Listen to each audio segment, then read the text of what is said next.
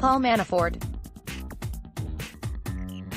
Thomson Reuters Sign up for the latest Russia investigation updates here. The jury in the high-stakes criminal trial involving Paul Manafort heard closing arguments on Wednesday as it prepared to deliver a final verdict.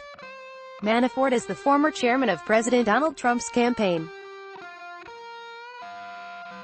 He is the defendant in 2 criminal indictments from the special counsel Robert Mueller, who is investigating Russia's interference in the 2016 election.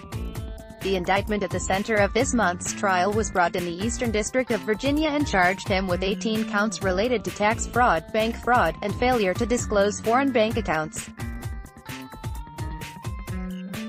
He pleaded not guilty to all counts. The jury first heard 10 days' worth of evidence from the prosecution, aided by over a dozen witnesses who testified to Manafort's alleged crimes. The defense, meanwhile, rested its case without calling any witnesses. On Wednesday, Greg Andres, the lead prosecutor representing the government, kicked things off with a closing argument that lasted an hour and 40 minutes. Andres showed the jury several documents and emails that Mueller's team claims represent proof of Manafort's actions. Andres said the exhibits he was showing to the jury painted a clear money trail from Ukraine to Manafort's overseas accounts to U.S. vendors Manafort dealt with. Andres emphasized the government's claim that Manafort willfully did not disclose his foreign bank accounts, stashed money in his offshore accounts to avoid reporting it as income, and later sought to falsely inflate his income to secure loans when his finances dried up. Mr. Manafort lied to keep more money when he had it, and he lied to get more money when he didn't, Andres said. While making the prosecution's argument, Andres frequently returned to one phrase, Mr.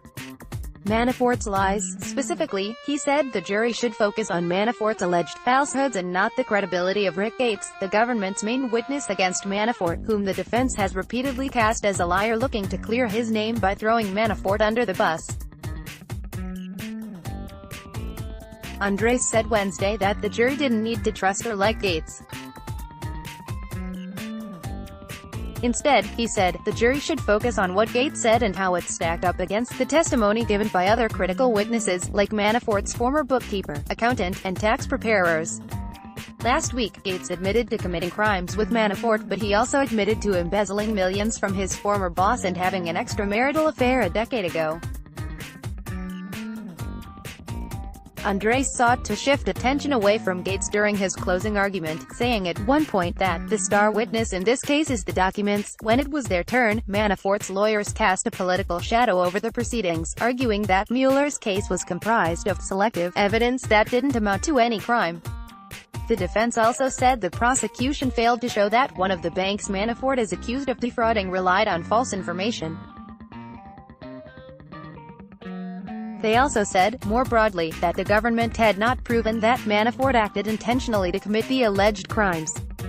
The defense's argument Wednesday echoes what Kevin Downing, Manafort's lead defense attorney, said Tuesday when the defense rested its case. He said Manafort was choosing to let the case go to the jury because he and his attorneys do not believe that the government has met its burden of proof. During closing arguments on Wednesday, Richard Westling, one of Manafort's lawyers, implied that Mueller's team had embarked on a fishing expedition to nail Manafort down and suggested that if any other prosecutors had been looking into the matter, Manafort wouldn't have been indicted. The charges against Manafort weren't brought until the special counsel showed up and started asking questions, Westling said.